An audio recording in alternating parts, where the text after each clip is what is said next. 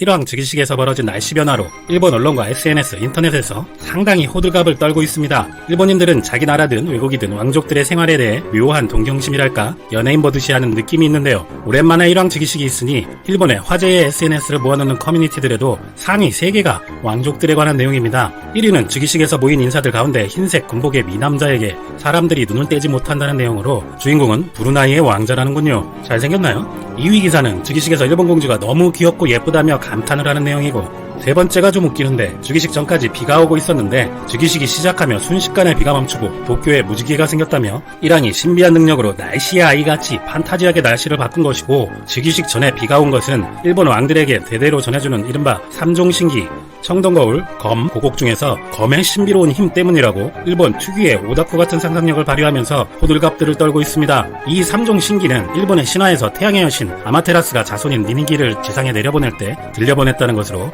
역대 일왕들에게 왕의 상징으로 대대로 물려주는데, 일반에 절대 공개하지 않고 심지어 물려받는 당사자인 일왕도 볼 수가 없습니다. 그 중에서 검은 한자로는 천총옹검이라 하는데, 일본의 유명한 판타지 소설인 일본 서기에 의하면 용이 죽을 때 꼬리에서 나온 칼이라고 전해지며, 이 용의 머리 위에는 항상 구름이 걸려 있었기 때문에 검 이름에 구름운이 들어가 있는 것입니다. 평소에 거울은 이세시에 있는 신궁에, 칼은 나고야에 있는 신궁에, 고곡은 일왕이 있는 궁중에 따로 보관했는데, 이번에 즉위식을 위해서 검을 나고야에서 도쿄로 옮기게 되니 그 검의 신비한 효능도 이동해서 비 내리던 나고야는 맑아지고 도쿄로 구름이 이동했다고 하는가 하면, 도쿄에 비가 내리다가 즉위식이 시작하면서 한순간에 비가 그쳤다. 일왕은 날씨의 아이다. 도쿄 상공에 무지개까지 걸려있고 때마침 후지산 정상에 첫눈이 내렸다. 검의 신비한 효과다. 일왕의 판타지 능력이다 하면서 법석을 떨고 있습니다. 진짜 게시물들도 좀 많고 언론들에서도 많이 보도하고 있는데요. 일본인들의 반응들을 잠시 살펴보겠습니다. 즉위식 전에 한순간에 날씨가 바뀌다니 굉장하지. 회화는 완전히 날씨의 아이다. 즉위식에서 일어난 수많은 우연을 나중에 손자에게 말하면 공포물로 취급될 것이다. 비와 무지개 까마귀 소리, 후지산의 첫눈 등등. 그 검은 복제인데 왜 효력을 발휘하는가? 원래 본체 위의 복제품도 각계 신의 효과를 발휘한다는 이야기이다. 날씨의 벌을 봐도 왕궁 둘레 비구름이 맑아졌다. 놀라워. 분명히 날씨의 아들이 즉위식을 위해 맑게 만든 거야. 검의 효과? 즉위식 직전에 도쿄 상공에 무지개가 걸려있다니 너무 판타지하다. 판타지 너무 일본스럽다. 궁전에 무지개가 걸렸다. 아마테라스 신의 혼신의 연출 너무 최고다. 아베 총리의 만세삼창 순간에 갑자기 맑은 무지개까지 나타나다니 기적이다. 천황폐하는 날씨의 아들인가? 아, 이것이 아마테라스의 힘, 천손이니요. 천황폐하 만세. 이 나라에 태어난 것을 감사합니다. 굉장히 드문 레어 중에 레어 현상이 발생하는 시공의 나라에 자신이 살고 있다는 것이 기적이다는, 감사할 수밖에 없다는. 물론 자기 나라 왕이 즉위하는 것이니 길조로 해석할 수 있는 것들에 좋은 마음으로 기쁜 반응을 보일 수도 있습니다. 그런데 아주 약간은 이 사람들이 진짜 진지하게 저런 판타지 같은 얘기들을 한 게 아닌가 하는 섬찟한 느낌이 없지 않아 듭니다. 그 이유는 일왕과는 다른 나라 왕가하고는 많이 다르기 때문인데요. 일본 땅이 창조될 때부터 천신이 강림했고 그 자손이 한 번도 끊기지 않고 오늘의 일왕이다라는 현존하는 판타지 신화는 유명한 얘기입니다만, 역사적으로 일왕은 일본 전통 종교 신토의 주신을 숭배하는 교파의 대표였던 사람이고, 메이지 유신 이후에는 사실상 국가 신토의 교주이자 제국주의의 구심점인 심볼의 존재였죠. 사실 일본에서는 전국시대부터 이미 쇼군에게 권력이 있는 것으로 일반인들도 다 인식하고 있었고, 심하게 말하면 제사장 그 이상도 이하도 아니었습니다. 메이지 시대 초기까지 일본인들은 쇼군과 다이묘, 사무라이들에게 지배를 받았지 일왕의 지배를 받은 것이 아니라고 생각했고, 일왕이 행차할 때 구경꾼들이 돈을 집어던지는 일도 자주 있었는데, 신에게 돈을 바쳐서 경의를 표하는, 즉 복을 구하는 민간신앙 신토의 전통 때문이었다고 합니다. 그 이후에야 일본 메이지 정부가 일왕에게 서양의 황제와 같은 권위를 덧치라고 해서 오늘날까지 왔던 것입니다. 그러니까 지금 일본인들이 보이는 저런 판타지스러운 반응들은 없지 않아 국민의 대부분이 지금도 상당히 의지하고 있는 신토라는 민족종교 지도자에게 보일 수도 있는 신비주의적 반응이라고 볼 수도 있다는 느낌입니다. 일본에서도 정교분리 논란이 좀 있어서 일본 공산당의 경우 이런 즉위식에 공적인 돈이 들어가는 것에 대해서 반대를 한다면서 일체 관련된 행사에 참석을 거부하기도 했습니다. 미국 CNN도 이 종교의식 같은 즉위식에 대해서 일본의 고대 미스터리한 왕가의 유물이라는 제목으로 기사를 냈는데 재미있습니다. 요약해보면 일왕 즉위식에 천으로 쌓인 상자에 숨겨져 있는 물건들을 궁정 관리들이 가지고 있는 걸 무심코 지나쳐 볼 수 있는데, 이것들은 왕관이 없는 상태에서 왕의 역할을 상징적으로 구현하는 것이다. 유물들을 보여주지 않는 것은 신비주의의 권위를 추구하려는 전략으로 모든 사람들이 볼 수 있으면 동일한 파워를 가지지는 못할 것이다. 역사학자들은 그것을 분석하고 싶어 하지만 일본에서는 응하지 않을 것이고, 각각 신사에 보관되어 있다고 하지만 물건들의 위치조차 추측의 영역에 있으며 상자 안에 뭐가 있는지 아무도 모르고 본 적도 없고 CNN이 직접 문의를 했는데 이란과 관청과 일본 내각부는 이 유물들에 대해서 아무런 의견을 제공할 수 없다고 밝혔다고 합니다. 그리고 거울은 이미 11세기에 화재로 손상을 입어 파편만 남았고 검과 고곡은 12세기의 전투 시 바다에서 잃어버렸다고 전하며 유물들의 원본은 오늘날까지 남아있지 않을 것이다 라고 말합니다. 사실 비교해보면 교황청에 내려오는 성유물들도 대다수가 대중에게 공개되고 비공개되는 것들도 교황은 볼 권한이 있습니다. 이에 비해 일본의 이 3종 신기라는 것은 주인인 일왕도 못 본다는 점에서 상징적으로 존재한다고만 하고는 실제로는 존재하지 않을 가능성이 큰 것이죠. 그리고 기사는 템플대학교의 마이클 쿡 교수의 의견을 전합니다. 거울은 한나라 시대의 중국산일 가능성이 높고 검 또한 청동이든 철이든 당시에 일본에 금속 자원이 없었기 때문에 수입품일 것이다. 고곡은 신라의 왕과 왕비가 쓰던 것과 같은 모양이다. 즉, 세 아이템 모두 대륙과의 연결을 보여주는 것이다. 그리고 캠브리지 대학의 아돌프선 교수의 말을 전하며 기사를 마칩니다. 이 유물들은 고대 당시에는 진보된 것으로 원래의 가치는 그 기술과 희귀성이 있었다. 그 세 개의 유물들의 의미는 전쟁 이후에 세탁기, 냉장고, 텔레비전, 근래에는 5G, AI, 4K 해상도 같은 기술로 볼 수 있다. 종합하면 대륙과 한반도에서 건너온 청동거울, 검, 고곡 같은 희귀한 기술이 일본 왕이 고대 원시적 일본인들에게 군림할 수 있었던 상징적인 물건들이었는데 지금으로 따지자면 TV, 세탁기, 나아가서는 5G, AI 같은 기술이라는 거죠. 일본 즉위식에서 쓰인 정체불명의 고대 유물로 볼 수 있는 사실은 첨단 기술을 가진 자가 왕도 되고 최고다라는 건 고대나 지금이나 변함이 없는 것 같습니다. 그런데 뭔가 아이러니하게도 일본이 한때 세탁기, TV 같은 기술로 세계를 석권했었지만 고대의 청동기 같은 기술을 일본에 알려줬던 우리나라가 TV, 세탁기, 냉장고 같은 세계 1위는 다시 빼앗아버렸네요. 현재 이낙연 총리가 일왕의 즉위식에 참여하고 아베와의 짧은 회담도 예정되어 있는 상황입니다. 허나 이에 대한 부정적인 시각이 더 많다는 것을 양국이 이미 잘 알고 있지만 일본의 일간 겐다이는 한국은 아예 즉위식에 와서는 안 된다고 이야기하고 있습니다. 그 이유에 대한 설명을 드리기 위해 일본 언론에서 사용한 일왕의 일본식 공식 명칭인 천왕이라는 단어를 부득이하게 사용해야 되므로 거북하시더라도 양해를 바라면서 내용을 말씀드려보겠습니다. 10월 22일 각국 인사들이 초대된 가운데 일본 왕이 자신의 즉위를 국내외에 보여주는 행사가 성대하게 거행되었다는 이 기사는 현재 전 세계적으로 27개의 왕이 있는 군주국이 있지만 이 중에 황제로 불리는 인물은 일본 혼자라고 이야기합니다. 국제사회에서 황제인 천왕은 왕보다 한 단계 위의 서열로 간주된다고 하면서 단지 이것은 관습적이고 의례적인 것이고 법적인 것은 아니며 서열이 공식적으로 정해져 있는 것도 결코 아니라고 설명을 하는데요.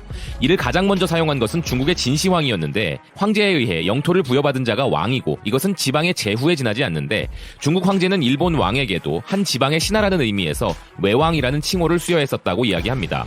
그러다가 7세기 들어 일본이 국력을 급속히 증대시켜 나가는 상황에서 중국의 신하와 같은 개념의 왕의 호칭을 피하고 천왕이라는 새로운 명칭을 만들어 일본이 황국으로서 중국에 대항하려는 기계를 보여준 것이라며 기사는 자화자찬하고 있는데요. 그런데 한국은 아직 천왕을 일왕이라 부르고 있고 조선시대에는 외왕이라고 불렀는데 중국 황제에게 복속되어 있던 조선왕이 중국 황제와 대등한 일본의 천왕을 인정하게 되면 조선은 일본보다도 하위에 놓이게 되는 것이므로 천왕이라 부르는 것을 완강히 거부하게 된 것이라고 주장하고 있습니다. 조선시대가 아닌 현재의 사례로는 한국의 문희상 국회의장이 2019년 2월 7일 미국 블룸버그와 위안부 문제에 대한 인터뷰를 가졌을 때 일본의 왕을 지칭하면서 사용했던 표현을 언급하는데요. 일본 언론들은 문 의장이 인터뷰에서 천왕이 사과해야 한다고 전했는데 이것은 문 의장이 인터뷰 중에 쓴 단어를 천왕으로 번역한 것일 뿐 실제 문 의장은 천왕이라 하지 않고 한국어로는 일왕이라고 표현을 했다는 것입니다.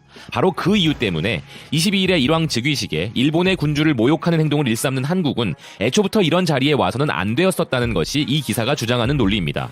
또한 서구권에서도 17세기 말부터 일본의 왕을 천왕이라고 불렀다는 기록이 있다면서 기사는 일본 왕이 천왕이라 불리는 것이 국제적으로 맞다는 주장을 합니다. 또한 유럽에서는 프랑스 혁명에서 사람들이 군주를 죽이기도 했고 중국도 왕조가 자주 바뀌었지만 일본의 역사는 유사일의 하나의 왕조였으며 이는 세계사의 기적이라는 논리를 펼치면서 기사는 마무리되는데요.